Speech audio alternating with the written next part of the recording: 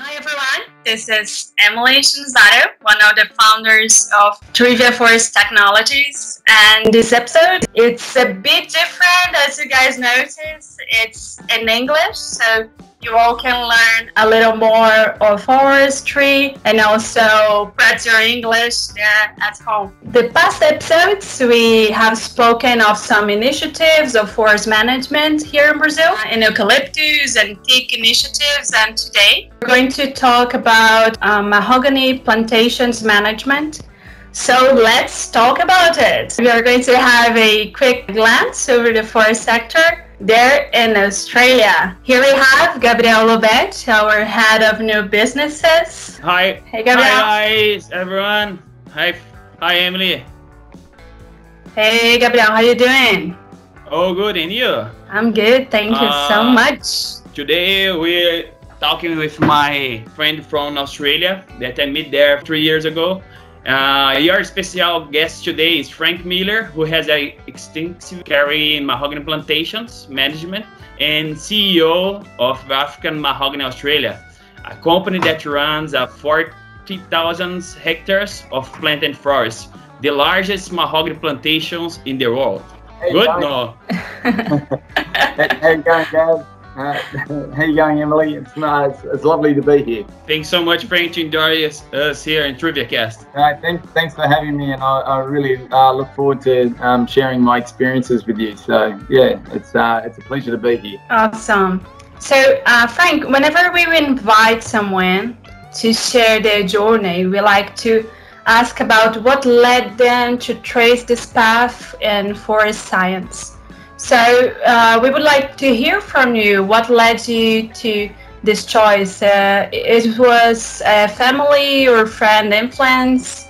What was your turning point into forestry? I started off in forestry from a very young age. My father's a forester, and he encouraged, well, not so much encouraged me, but suggested to me that there was an opportunity to apply for a traineeship when I was 15 years old. I applied for that traineeship and was lucky enough to be successful. So I left school when I was 15 and I started the traineeship when I was 16 years old. What I found from that traineeship, which was a general forestry traineeship with Forestry Tasmania at the time, they were the government enterprise that manages all forests or state-owned forests in Tasmania.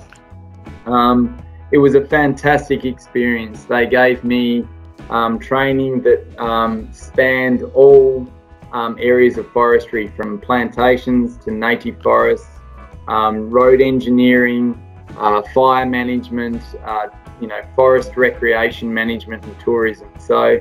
And planning, of course, and technology. So to be able to get such a broad spectrum of training in a really targeted and obviously at a fairly low level, given my age and as a technical forestry traineeship, that gave me the appetite to want to expand myself in forestry. So.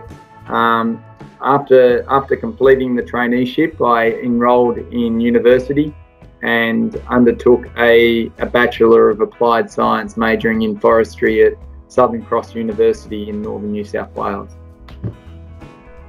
So that was a 4-year course. Throughout that time, I did work experience both in New South Wales and back in Tasmania. I guess I just got more and more involved and more interested in how good forest management should look like. After graduating, well, actually before I graduated, I was given the opportunity to study in Germany. So I lived in Germany for 6 months and studied international forest ecosystem management, and that gave me an international perspective on forest management, which was, fantastic. Being from Tasmania, you can live in your own little bubble. So it was nice to get that exposure and meet some great friends. Following graduation, I was able to go back to Tasmania, and I worked for a large private public company, and they were the largest plantation manager in Australia at the time. So my role there was in plantation management, and I worked there for 5 years, and it was during a very busy time in Australian forestry, a large expansion of the plantation estate, and it was really quite exciting to be a part of that that plantation expansion program. So that was wonderful. And throughout that time, I learned a lot of new skills, not just in the technical side of things, but in in the people side of things, communicating effectively with adjoining landowners and neighbours, and it was during that time I realised that how forestry is seen by the public is really important, and the role of a forester to communicate the operations to the general public is just as important as undertaking the job on the ground and doing a really good environmentally and sustainable sort of practice, using good science and good management. So that balance of communication and science was something that I really felt that I learnt a lot in that period. In Tasmania at the time, it was very controversial. There was lots of people that didn't like forestry and didn't like certain forestry companies, so there was a lot of public commentary on forestry, and I felt that it was more important than ever that foresters did a really good job. So I think it was really good to be, and I learned a lot during that period in my career. Yeah. And this aim to become an entrepreneur. So I'm not sure. My enterprising has sort of gradually developed, I think. So after seeing an opportunity, after 5 years with the company I was with, I approached another company, and I saw an opportunity for them. I met with one of the managers of that company, and they weren't advertising for a job, but I said, I think that I could do a good job for you if you create the job for me. I don't know what I was going to do. They believed me, and they said, yes, we think that that'd be great to have you work for us. So I opened up an office, and I worked by myself in southern Tasmania as a manager down there. And it was wonderful, just having autonomy, and I was my own boss, so I had no one else to blame for the problems, but I also had no one else to blame if something else went wrong. So it was wonderful to develop that sense of the sense of responsibility and the drive to make sure that things were done well. So I worked there, and unfortunately after 2 years that company went into administration, so it went bankrupt. I was lucky enough to pick up a job straight away with another international Norwegian company, and they were an integrated pulp and paper company, and that was great because I was able to stay in forestry, although it didn't offer the same level of excitement that the other positions did. So after 12 months, I was approached by African Mahogany Australia, and as they say, the rest is history. I took a leap of faith and left Tasmania in the southern part of Australia, and I moved to the very, very north of Australia, so 4,500 kilometres away, and into the tropics. The biggest change. Yeah. Yeah. Exactly. The winter to hot place in the world. That's right. Yeah. Right. Yeah. It's like maybe Curitiba to right up in the north in Romania or something like this. Yeah. That's a good point. About Tasmania, what's the strong business in the forest market in Tasmania? It's the pine or it's just native forest? What do you think, Frank? Well, Tasmanian forestry has been is a very old industry. It's very well established and it is part of the Tasmanian culture. So many generations of Tasmanians have been a part of the forest, whether that's been through harvesting large trees to build fences on their farms, right through to intensive forest management, and that may be in native forests and plantations. As I mentioned before, when I worked in Tasmania, it became, and I guess from maybe the late 70s and through the 1980s, forest politics and environmentalism became a large part of Australian environmental management and culture, and forest managers had to deal with this public that was some people were quite angry at forest management, and some people were in support of it. So as such, over the last 10 years, Tasmania has transitioned into a dominantly plantation-based forestry industry. There is still native forest harvesting, and it's wonderful that there is, because the native forests in Tasmania are very high quality. They produce beautiful timbers. They are well managed, and I think that it's important, and we can talk about this later in the podcast, but obviously the forest fires in Australia are very fresh in people's memory, and if we don't have that native forest management, then the fire management issue in Australia is only going to get worse. So we need to be stimulating the forest to ensure that fire management in the forests are protected through that way. So dominantly in Tasmania, the plantation is the main form of forest products, and most of that, that is a combination of hardwoods, so eucalypt, mainly Eucalyptus nitens and Eucalyptus globulus are the two main species in Tasmania. And softwoods is Pinus radiata, so radiata pine. And so the radiata pine is mainly grown for construction wood, and it is also grown for newsprint and cardboard.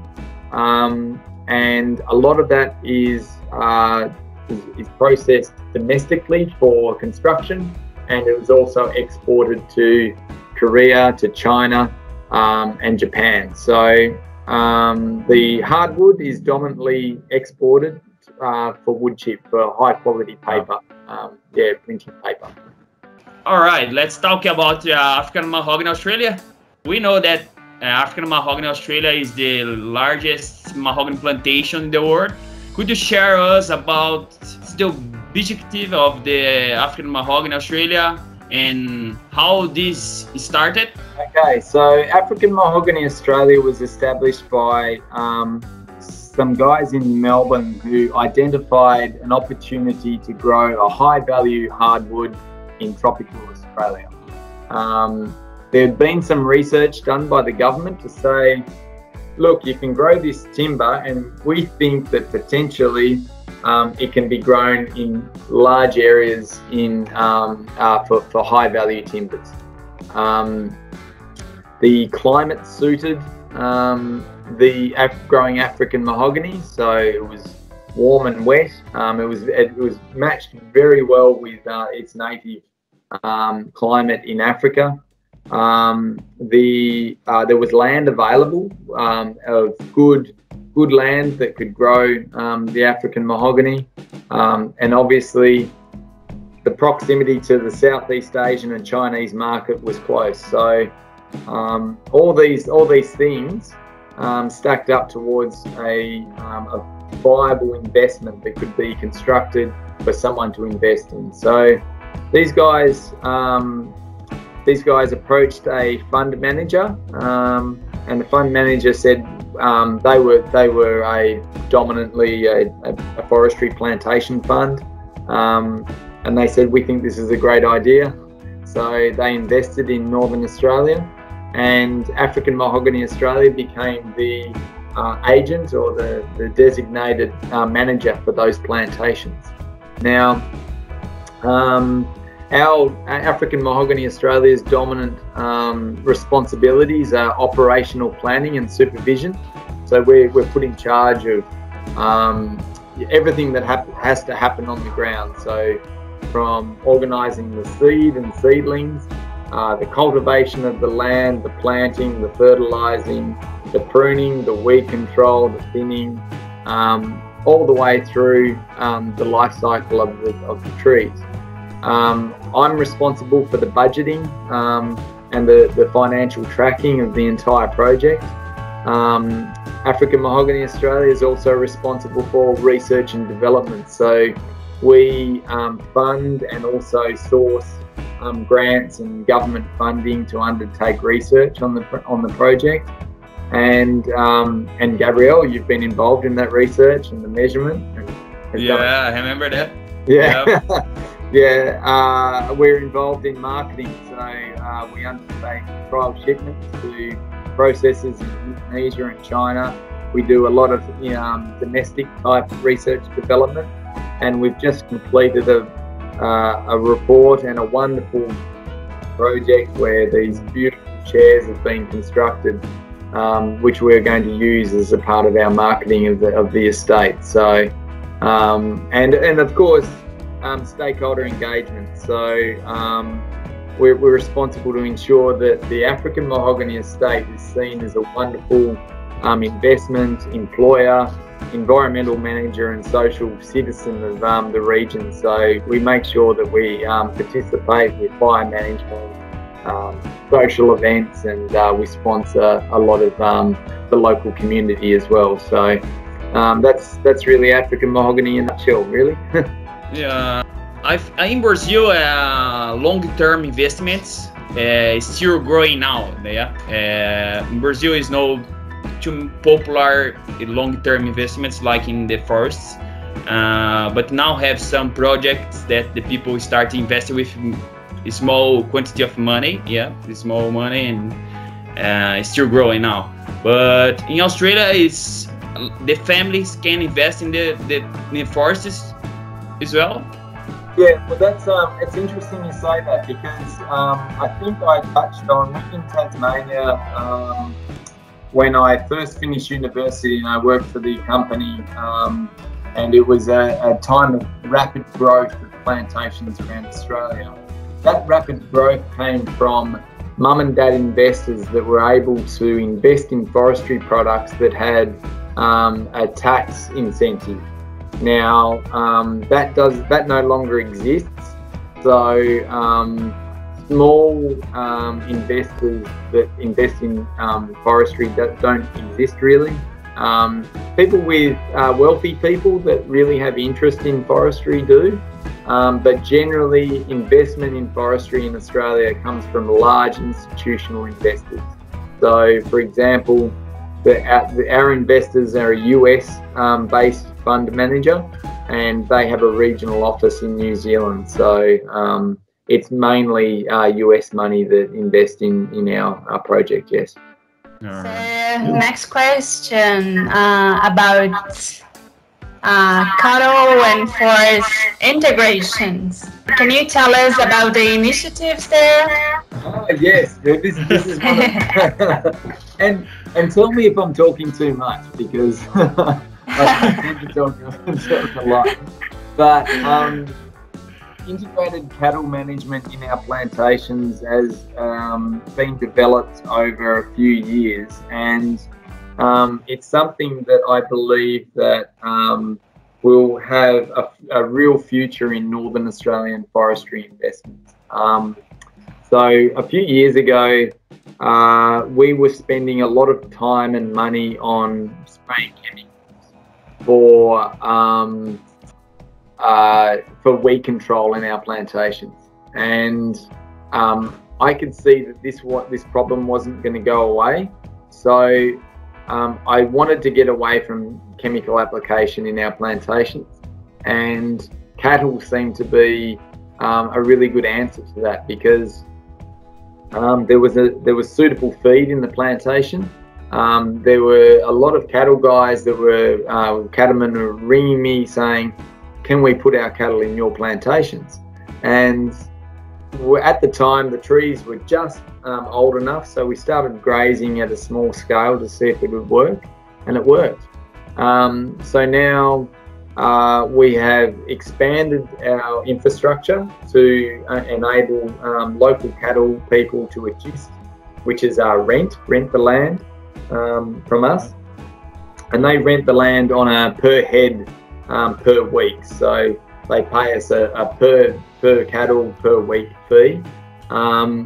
We've invested in water, in cattle yards, in fencing, and all these sorts of things that add value to our properties. And the cattle owners bring their cattle in, they pay us money. We don't have to spray, we don't have to spend money on the spraying. We are working directly with an industry that otherwise didn't like us because we were buying up cattle land, and we can reduce fire risk by reducing the feed underneath the plantation. We increase nutrient cycling because the cow poo gives us free fertilizer. It's such a wonderful system, and this is all off the back of a plantation that has been established purely for timber.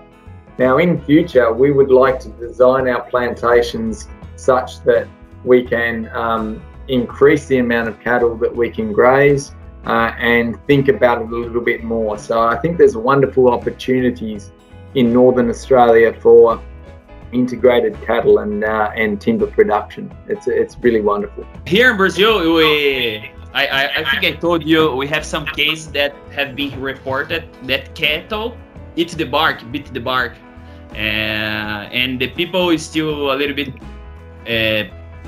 still studied more about the integration of cattle in the mahogany. But I remember in Australia we don't have this problem. I think could be the species of the cattle, like the I think in Australia is Brahma. That's right. Yeah, it's a Brahma. In Brazil, I think it's Nelore. Could be this too, or don't have enough food. I asked. It's funny you say that, because I heard that the cattle bite the bark, and I asked some cattle guys, why do cattle bite bark? And they said because they're hungry. So I think that you just said not enough food. So exactly. That was the Australian cattleman's response. There's not enough food. So maybe too many cattle under the plantation. I will tell one point. It's very funny. It's the names of the farms in the African Mahogany Australia. If you can say the farms names, please, Frank. I really love the name. Okay, so we'll start from the top. Is Come By Chance, which is play on like Come By Chance. It's sort of the Gypsy Springs and Spray Creek, and they're a bit normal. Then there's Why Not, What For, and Meant to Be. Wow. So creative. Yeah, I like it. And down south we have Rocktear Park, which is just another. Yeah, look, it's, in Australia there's some people use normal names, some people use indigenous names, and some people use funny names like us. So I think this could come to Brazil, right? Like this idea of adding this creative names into the forest farms, right? I think so. That'd be good. Yeah. Okay.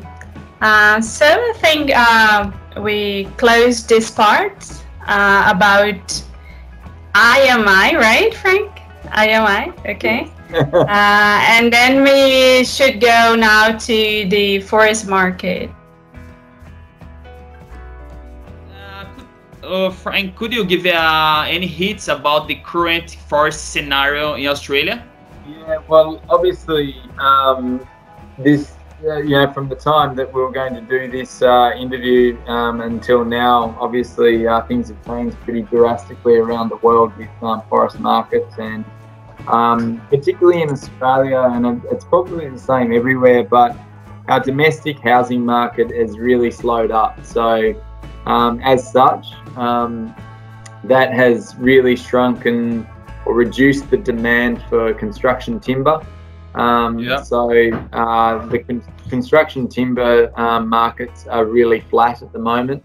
And you couple that with a huge pressure on all the burnt areas on eastern Australia. So from the massive forest fires, there's a huge effort going on in all the Australian east coast forests that have been burnt to try and salvage some of that timber. So there's forest harvesting going on everywhere, but these logs don't have a market. So all the money's being spent, but they can't generate cash because there's no market for it. So there's large areas of stockpiling of logs, and also then you couple the slowing of the Chinese market. That's had a significant impact on radiata pine. So New Zealand and Australian radiata pine markets have really suffered. Now, it hasn't purely been because of coronavirus, but also an influx of cheap timber coming in from Europe, which has been affected by bark beetle. And I'm not sure if you know about bark beetle, but it's affected huge areas of spruce forests around Europe, and the Chinese have been buying this as at very discounted rates, and that's affected the wood flows that have come from New Zealand and Australia. These aren't the sole reasons, but they all contribute to market forces. And look, I'm certainly not an Australian market forest market specialist, so I'm probably not that qualified to comment. But just from the outset, there is a slowing, and that's pretty normal. I mean, we go in cycles, so you see a speeding up and a slowing down. We're a commodity. We provide big commodity markets, so generally you may have large paper producers like Japan and China.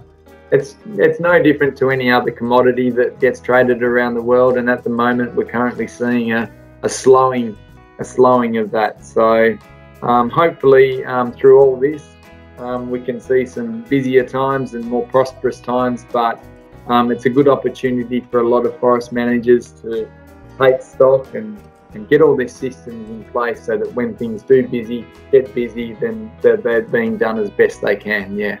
I think you told already, spoke about that, the challenge to grow, to produce in North and Central Australia. I think if you can tell about the challenges of this and how the government try to help. Yes, certainly. Well, Northern Australia is a huge amount of land that is currently being broadly not used at all. For example, the Northern Territory is 7 times larger than Ireland, and only 250,000 people live there. So it's very sparsely populated, and for good reason. I mean, the climate is very challenging. Further south, it's mainly desert. But where we are growing the African mahogany is an ideal climate for a lot of different crops to grow. Yeah. So there is a lot of opportunities for Northern Australia to expand, and not just in forestry, but let's focus on forestry. There's a few key opportunities, and that'll mainly be opened up once policy and land tenure and land clearing is enabled. So obviously, it's probably no different in Brazil, where forest managers and forest investors prefer to plant on already cleared land. They don't want to cut down a forest to put it in the forest, you know. Yeah. So the same here. Yeah. Exactly, and then you can get certified and all these sorts of challenges. So there needs to be policy around that. There's a real opportunity to engage with Indigenous Australians to allow them to gain skills in managing forests and timber, and it is very well aligned with their culture. So there's a really good opportunity to train and see improvement of lifestyle for Indigenous Australians. As I mentioned before, the silvopastoral, so the cattle and the tree opportunity is huge, and I think that really enables a lot of investment in Northern Australia, because there's currently a huge cattle industry in Northern Australia. The Northern Territory, or Darwin in particular, is the largest live export port in the world. So over 1 million cattle a year go out of the Darwin port. So when you combine a cash crop like a high value timber like African mahogany and an annual cash flow with cattle, it becomes quite attractive. So there's big opportunities to expand that program, and with all these things, investment will come. So there needs to be quite a few challenges that are addressed, and I think your next question was around the challenges. So the big challenges is the infrastructure, roading, power and communications. And as you've experienced in the Douglas State, well, we don't have very good roads, and there's no power. There's no power, there's no internet. No internet. It's a very... But yeah, I like that too, but yeah, we know that for growing, we need all this. Então, energy, internet, and water coming on, and all this. Absolutely. So with that key infrastructure, more investment will come in. And so governments need to identify the need for that key infrastructure to attract investment. And with that investment, it'll become skills, because you will say, lots of people will say, I want to live there because it's got the creature comforts, but it's got a great lifestyle and a great career opportunity as well. At the moment, I'm very lucky. I've always had great people that work for us, but it's always challenging, particularly when you say, there's no internet and the power might go out on overnight, all that sort of thing. So. And Frank, do you have some partnership here with some mahogany investors here in Brazil? I have some great contacts with Brazilian mahogany managers. So obviously Gabrielle is a great one to connect me with people over there. Great. And unfortunately, because of coronavirus, I was unable to come to Brazil. Yeah, unfortunately. I was in New Zealand, and I was just about to get on the plane to come to Brazil. Oh my goodness. I had to change my flight to go back to Australia. So, but it's fantastic that I think there's a real opportunity for us to learn from each other and to develop markets together. It's not huge. 14,000 hectares isn't much, and what you guys have got isn't much. But when you combine it and combine our knowledge, I think that we can really achieve maximum value. Frank, about some different species of trees, like different hardwood or sandalwood that you see investments in North Australia. Have some different investments. How go these investments? Across Northern Australia is also home to the largest Indian sandalwood plantation in the world, and that investment is going really well. There's been a lot of money that has been tipped into that project, and it's looking really, really promising. So, that it hasn't been easy for those guys, but because it is an irrigated crop, a level of detail that they need to address and another challenge. But that's going really well. There's another large project on the Tiwi Island, and they're hoping to plant the second rotation of higher value timber, and that would be mainly Eucalyptus pellita, which is common name as red mahogany. So It's just it's a native timber, but it's fast growing and it's good quality. So it's wonderful that there's this diversity of different species that are grown in Northern Australia. And you go to Queensland where the rainfall is much higher, and you've got all sorts of different things to grow. So it's there are a lot of opportunities, but as I said before, it'll maybe organically develop with infrastructure and obviously people identifying that forestry is a great industry to grow in Northern Australia. So yeah, I think we covered many interesting subjects here. Like, can you give us some tips or recommendations for people who is starting investing in mahogany plantations? Oh well, it's I think. Look, if I had to advise anyone, because African mahogany is a new species, particularly being domesticated. So where it sits on the spectrum as far as genetic improvement is very low. So in future generations, there's going to be really large improvements in how the tree grows. So my key advice is that even though your genetic improvement would be maybe basic, I really advise people to do a lot of measurement and monitoring on their own plantation, because each plantation, as we've seen in the Douglas Daily, behaves very differently.